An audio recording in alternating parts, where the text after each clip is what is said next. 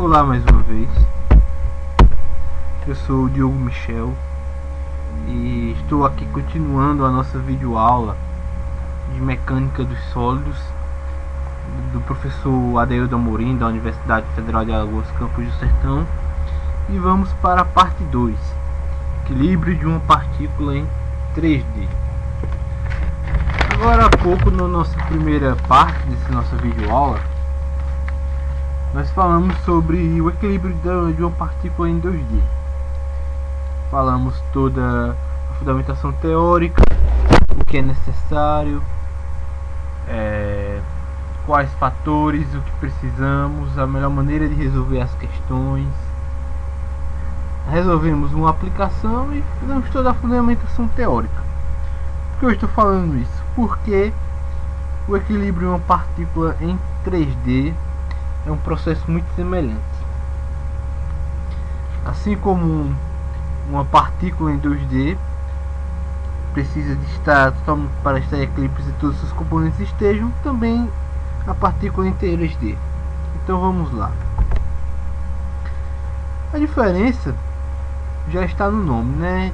A diferença é que agora nós estamos trabalhando em 3 dimensões. Não é mais um plano cartesiano com o eixo x e y, como de outrora, como da primeira parte do nosso trabalho. Agora nós estamos trabalhando em um plano 3D. Não é um plano, num espaço. Olha, quando trabalhamos em espaço, a noção é mais complicada, porque além de todo o conhecimento matemático, temos que ter uma visão espacial de desenho que nem todos têm, por mais que muitos sejam bons experts nas contas, em vetores e tudo mais. Essa parte de visão espacial é um pouco complicada.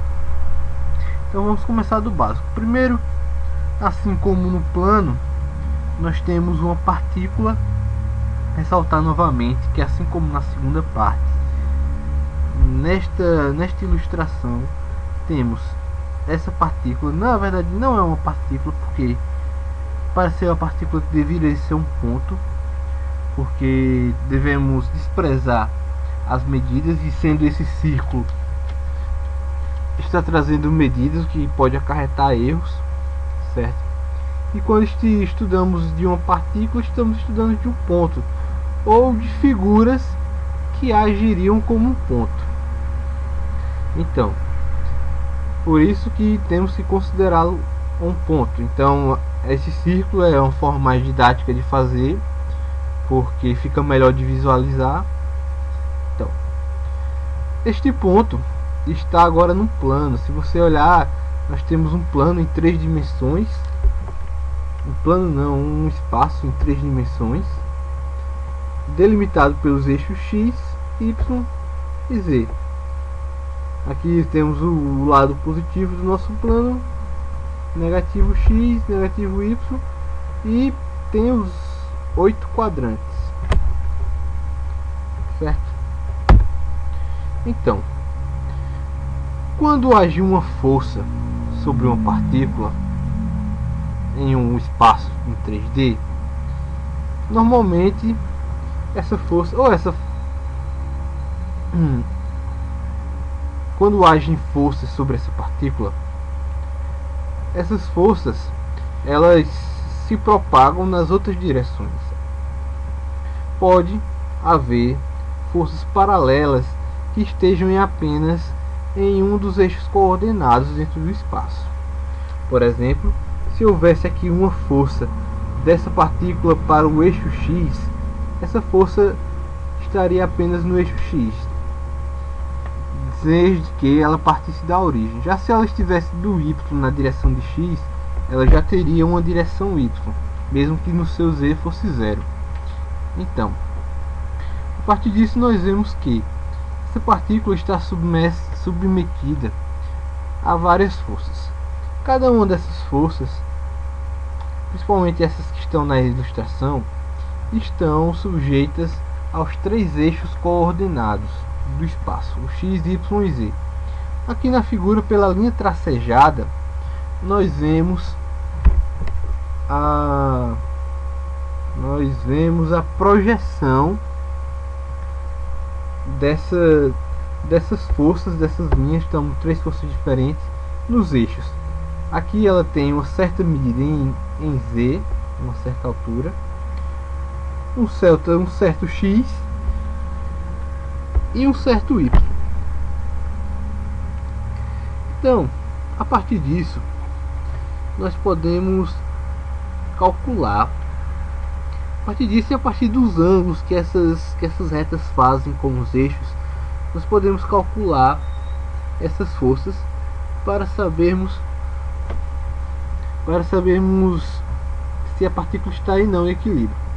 Assim como na segunda parte, para a partícula estar em equilíbrio, o somatório de todas as forças que agem sobre essa partícula, independentemente de sua posição, se está em 1, 2 ou 3 dos eixos coordenados, se está paralela a um dos planos ou não, tem que ser 0.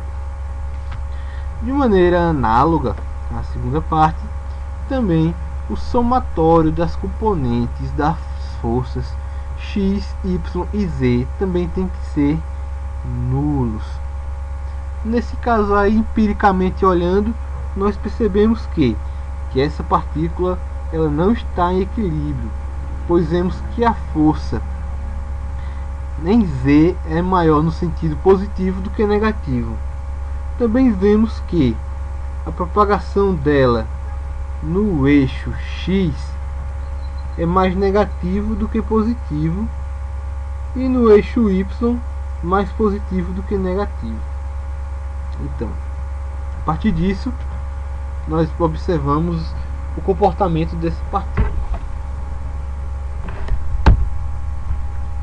Aqui nós temos um exemplo de uma partícula, de um vetor de uma partícula que está no ponto A. Não, o vetor que está no ponto.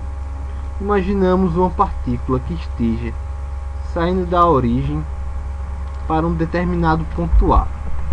Essa força que age sobre essa partícula.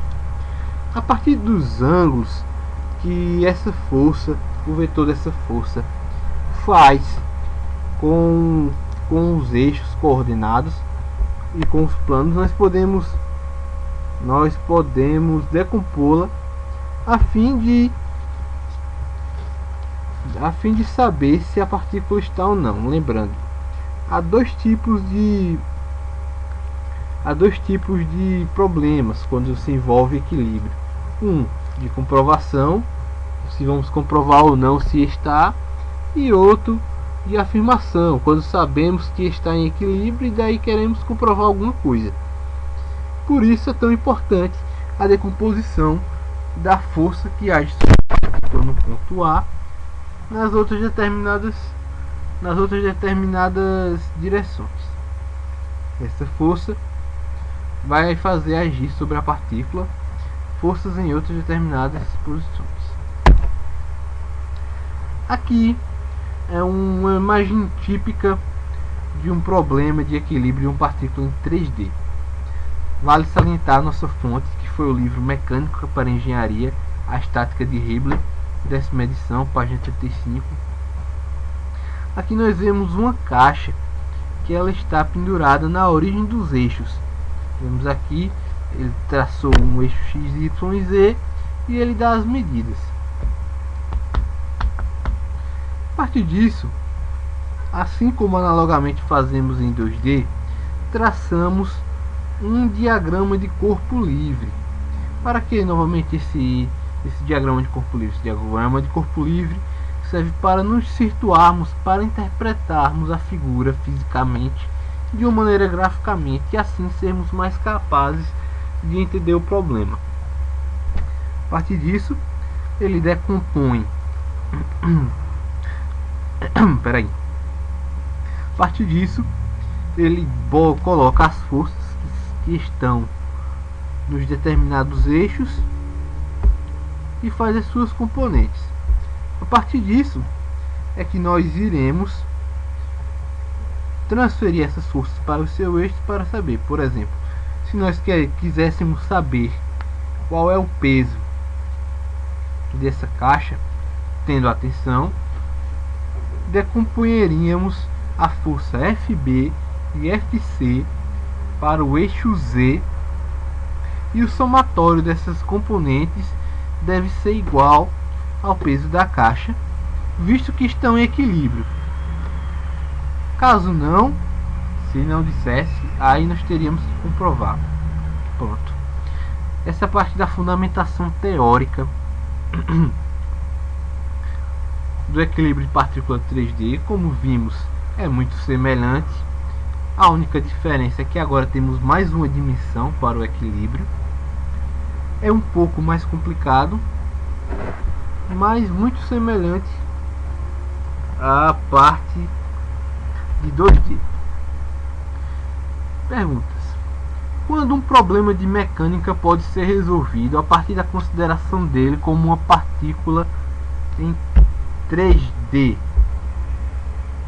que é um 3? Alguma hipótese simplificadora? Qual? Olha,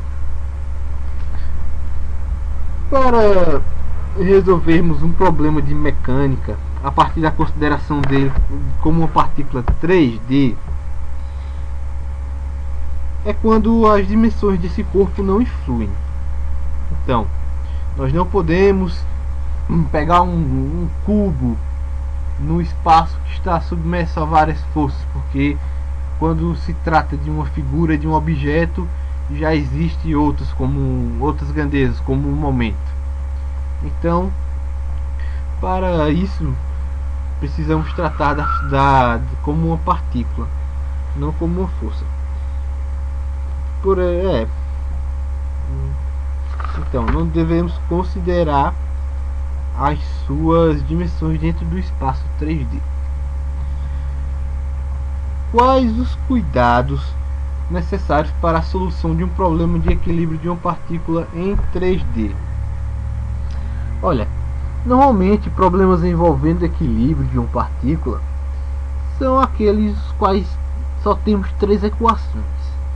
Sendo assim, e seguindo o princípio matemático de que para resolvermos um sistema, o número de variáveis tem que ser o número de equações, então um dos cuidados necessários é que nos sistemas dos problemas dados tenham mais que 3 variáveis, ou tenham menos que 3 variáveis. Então, além disso, por ser mais complexo que os problemas em 2 dimensões, exige da pessoa a qual vai resolver este problema um maior conhecimento na parte vetorial e trigonométrica, assim como já falei, de uma boa visão espacial. Entretanto, há maneiras mais fáceis, há dicas, há truques mais fáceis para resolver esses problemas. Nós podemos expressar primeiramente cada força do diagrama de corpo livre como um vetor cartesiano, ou seja, nós podemos transformar primeiramente para 2 dimensões, principalmente para quem não tem uma visão muito boa, como aqui nesse caso nós podemos transformar para uma segunda dimensão e substituindo esses valores no somatório das forças sendo igual a zero, usando a fórmula. Assim, em seguida, nós igualamos as componentes vetoriais I, J, K ao zero, a fim de facilitar nossas contas. Bem, parte da teoria foi isso, respondemos as questões, e agora vamos para a resolução da aplicação número 2.